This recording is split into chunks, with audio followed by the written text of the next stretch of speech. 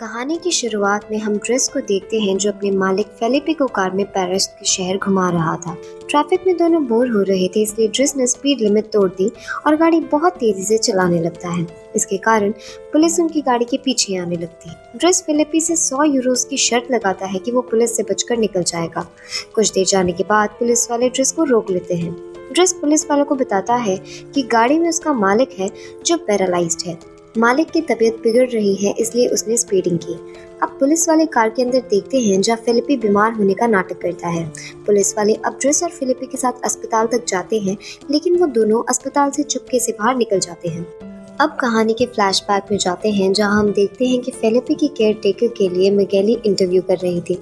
बहुत से कैंडिडेट आकर इंटरव्यू देते हैं, लेकिन कोई भी उनकी ज़रूरत के हिसाब से फिट नहीं बैठ रहा था। तभी बीच में ड्रेस आ जाता है और कहता है कि उसे वो जॉब नहीं चाहिए, उसे बस कुछ पेपर्स पर उनके साइन चाहिए ताकि वो अनएम्प्लॉयमेंट स्कीम का फ़ायदा उठा सके। ड्रेस को किसी की परवाह नहीं थी और वो बहुत ही बिंदास होकर अपनी जिंदगी जीता था। फिलिपे को ड्रेस अच्छा लगता है। वो ड्रेस से कहता है कि वो अपने पेपर्स अगले दिन आकर ले जाए। ड्रेस अब वहाँ से अपने घर जाता है, जो कि बहुत छोटा था। वो नहाने जाते हैं, लेकिन उसके छोटे भाई बहन उसे परेशान करने लगते हैं। नहाने के बाद वो अपनी माँ का इंतजार करने लगता है और तभी वो अपने छोटे भाई एडमा को कार में बैठते हुए देखता है, जिससे उसे शक होता है कि शायद एडमा कोई गलत काम कर रहा है। एडमा अब घर में आता है और पूछने पर बताता है कि वो स्कूल में था और फिर से बैग उठाकर बाहर चला जाता है। अब ड्रेस को पूरा यकीन हो जाता है कि एडमा कुछ गड़बड़ कर रहा है। ड्रेस की माँ शाम को आती है, जिन्हें वो एक सोने का अंडा देता है जिसे उसने फिलिपे के घर से चुराया था। ड्रेस की माँ ड्रेस से लड़ने लगती है क्योंकि वो 6 महीने बाद घर आया था और उसे घर से निकाल देती है।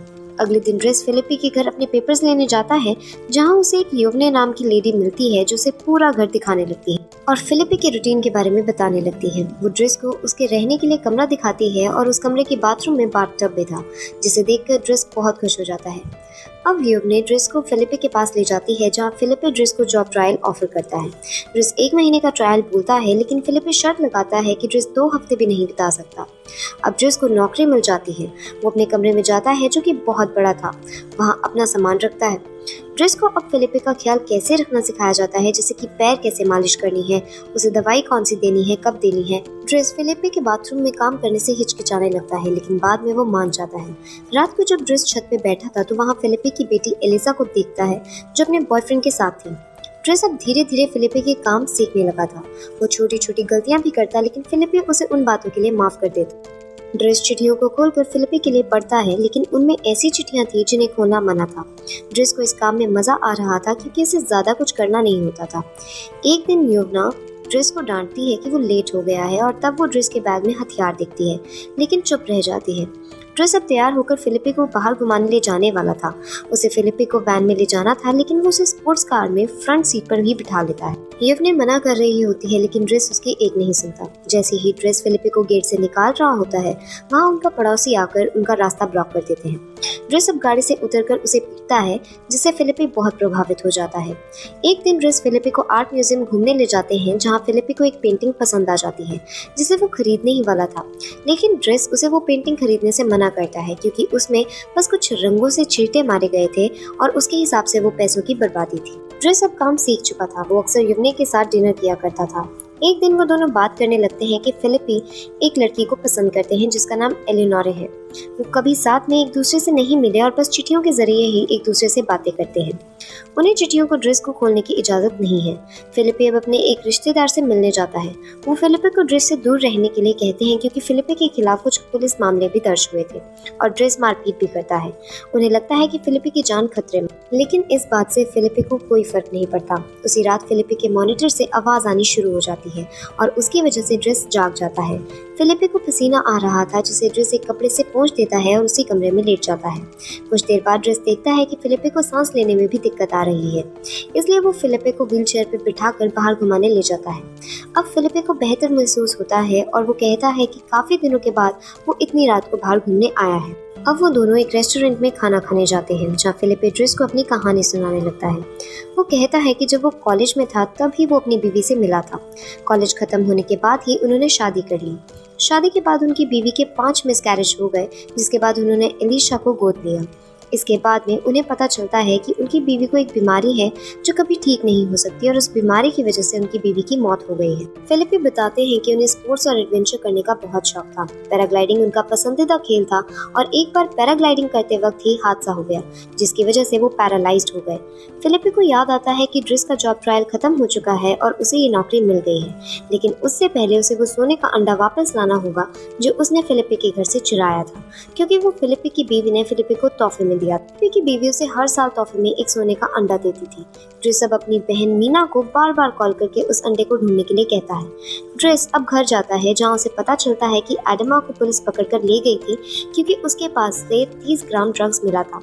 ड्रिस एडमा को समझाने के लिए खाने पे ले जाता है, लेकिन एडमा मना कर देता है और उसी गाड़ी में बैठकर चला जाता है। मीना ड्रिस को बताती है कि आजकल पुलिस रोज रोज उनके घर के आसपास आकर पूछताछ करती है।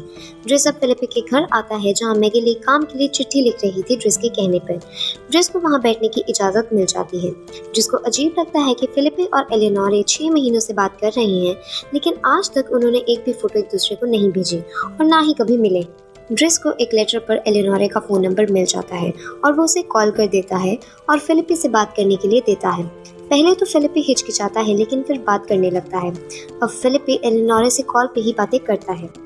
एक दिन ड्रिस अपने कमरे में पेंटिंग कर रहा होता है, तभी एलिजा उसके कमरे में आकर सिगरेट मांगने लगती है।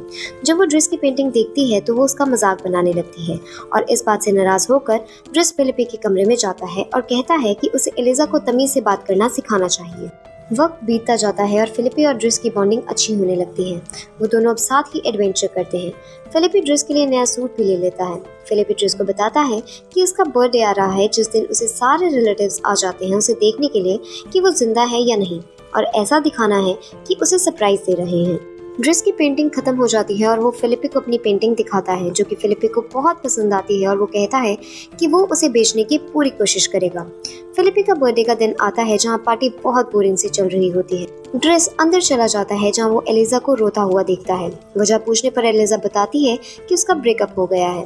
वो ड्रिस को अपने बॉयफ्रेंड से बात करने के लिए बोलती है, लेकिन ड्रिस उसके बदले पैसे मांगता है। दूसरी तरफ फिलिप ड्रिस की पेंटिंग को 11,000 यूरोज में अपने एक रिश्तेदार को बेच देता है। ड्रिस अब पार्टी में लौट आता है। पार्टी खत्म होने के बाद फिलिपी ड्रिस को क्लासिकल संगीत के बारे में मजाक करता है, लेकिन ड्रिस उसकी बातों पर ध्यान नहीं देता और हिप हॉप गाने लगाकर नाचने लगता है, जिसे देखकर वहाँ के सभी लोग भी नाचने लगते हैं। फिलिपी ये सब देखकर बहुत खुश होता है। अब ड्रिस फिलिपी को बेड पे सुला रहा होता है तो वो एलेनोरा की चिट्ठी देखता है, जिसमें उसने अपनी एक फोटो भेजी थी और ये भी लिखा था कि अगले हफ्ते वो पेरिस आ रही है और वो दोनों मिल सकते हैं। अब वो दिन आ जाता है जिस दिन फिलिपी को एलेनोरा से मिलने जाना था। युवने और ड्रिस फिलिपी को बहुत अच्छे से तैयार करते हैं। युवने फिलिपी को एक रेस्टोरेंट ले जाती है और ड्रिस की उस दिन छुट्टी होती है, इसलिए वो एलिजा के बॉयफ्रेंड को धमकाता है और उसके बाद दूर से ही अपनी माँ को देखकर चला जाता है। इधर फिलिपी और युवने एलेनोरे का इंतजार कर रहे थे।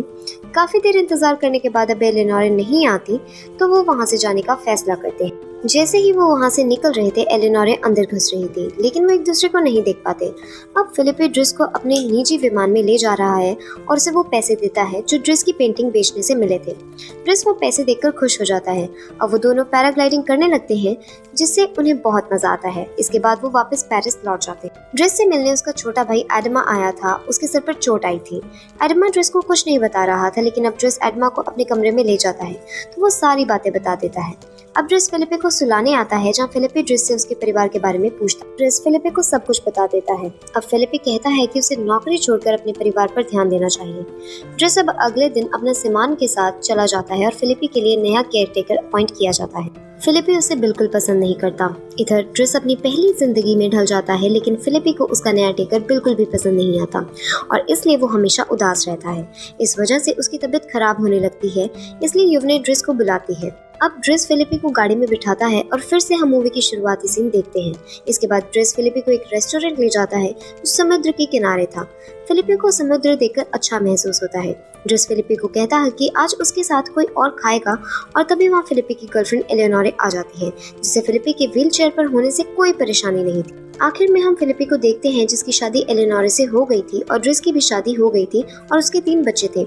इसी के साथ ये मूवी यहाँ पर खत्म हो जाती है।